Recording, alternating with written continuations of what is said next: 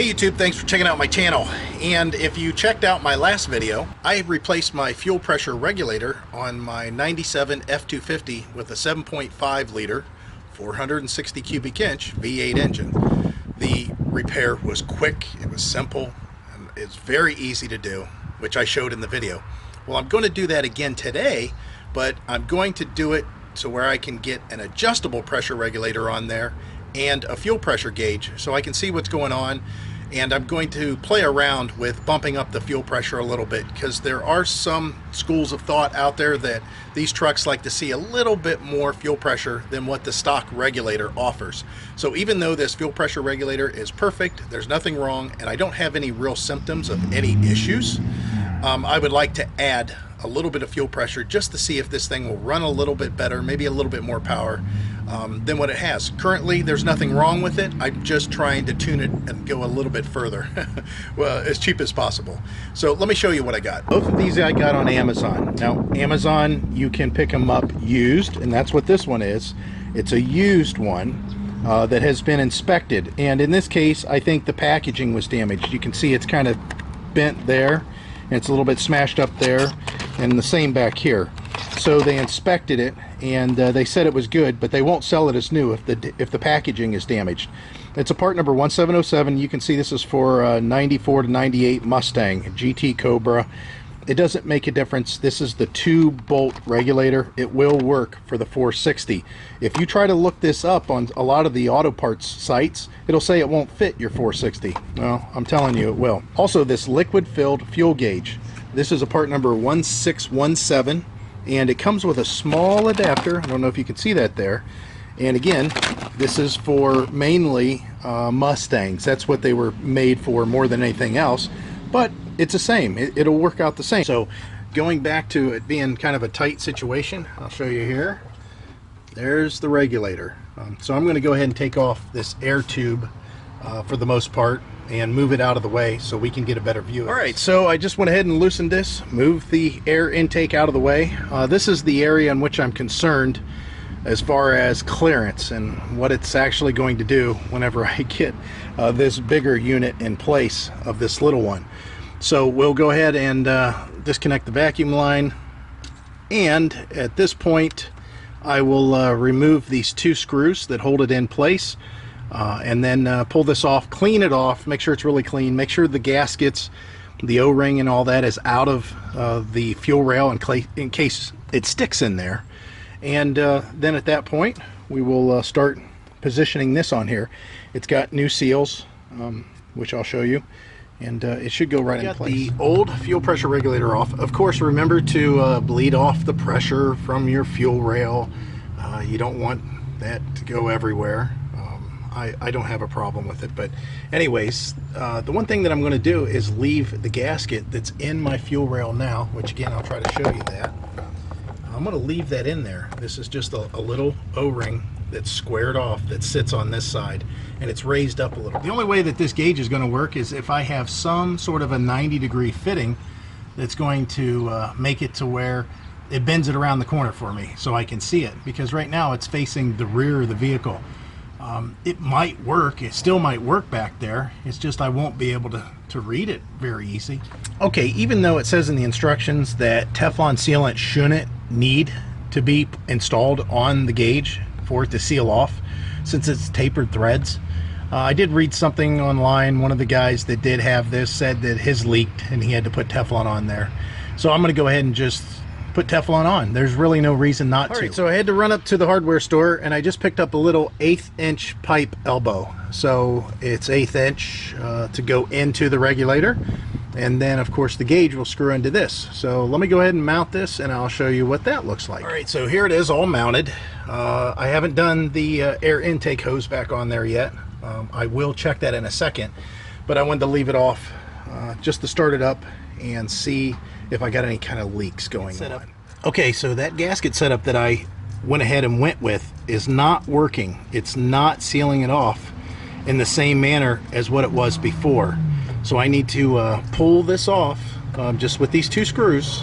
Of course, this will have to come off again, and we'll take a look here, because there's a lot of fuel that came out. So obviously it's not working. You can see the pressure's dropped off. It was bumped up quite a bit, but it fell off. So let's see what's going on underneath there. All right, so I went ahead and reinstalled that gasket that was there before, and I'm going to use it in conjunction with the little rubber O-ring that is in that fuel rail already. Again, I'll get close here, and you can see that fuel rail now. There's still fuel bubbling out because I pressurized the system. But that little O-ring, I don't see any problem with it sealing up against this. I'm not exactly sure why it didn't seal, but I don't really care for this stacked gasket situation, so hopefully this solves the issue or the problem. We'll see here. Okay, so I got it installed. Let me put the camera back here so you can see it.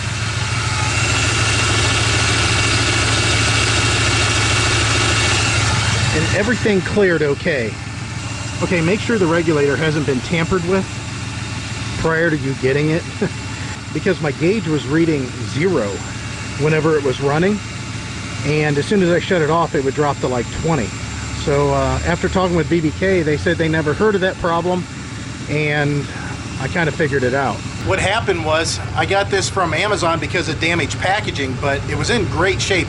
Somebody had screwed around with that adjustment on the top though, and when I hooked a gauge to my fuel rail, my sun gauge, just to see what the pressure really was, the gauge was going to 0 because it can't read higher than 60. It was just being bypassed. My fuel pressure was at 75. That's crazy.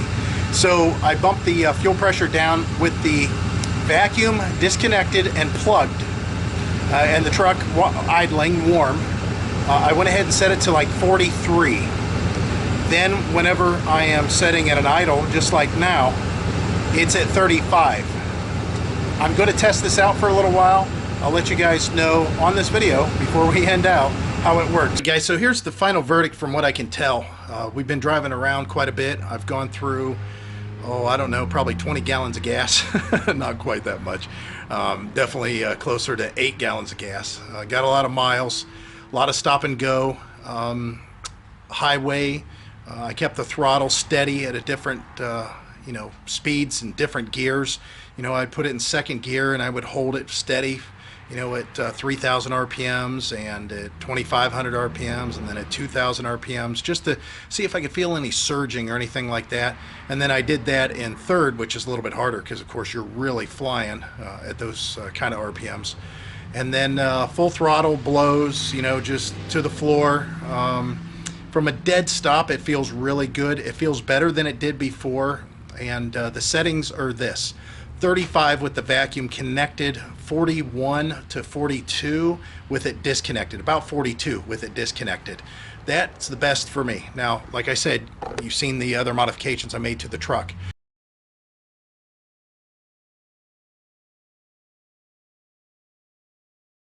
Now, the one thing I'll have to say right now, though, is I have a 195 thermostat in the truck, and that's going to change because I'll be shortly going to my summer thermostat, which is 180. And of course that's going to change the fuel delivery in the engine and of course the way it runs. So I might have to make some other adjustments, but with a stock 195 thermostat in 75, 76 ambient degree temperature, that's what the fuel pressure regulator likes right now. So take that for what it's worth. I hope that this has helped somebody out because I've been looking for this information for the truck for some time, and although there's some stuff on some of the forums, there's nothing specific that says hey, this truck with headers with some modifications without a cam, but basically a stock engine with a stock computer system, what that regulator can be set at. Now, can there be other modifications that make your adjustments different? Sure, and of course different climates, different altitudes, all that stuff. So again, I'm in Northeast Ohio. I'm not in a high area, I'm not in a low area, I'm in what is considered average. So as far as the elevation, I'm not really sure what we're at, but it's not anything crazy one way or the other. It's kind of in the middle. So take that in consideration and plan on playing with it. It's a 9/16 inch boxed in wrench for the jam nut, and then the Allen head, I don't know what it is. I just grabbed an Allen wrench that fit because I was actually talking to BBK whenever I grabbed it initially. And I can adjust it. I just have to pull the air intake tubes to the front of the engine a little bit to get a handled Allen wrench in there to turn it. So I think this is going to be a good modification from what I can tell. And again, hopefully this information helped you. The links are down below. Click the links and it'll take you right to the pressure regulator and the gauge. Now, if you don't want the gauge, just remember to take that little brass plug that the regulator has in it and put some little bit of Teflon on it and tighten it down, snug it up so there's no leaks. All right, guys, that's it. I hope this helped you out. Thanks. Bye.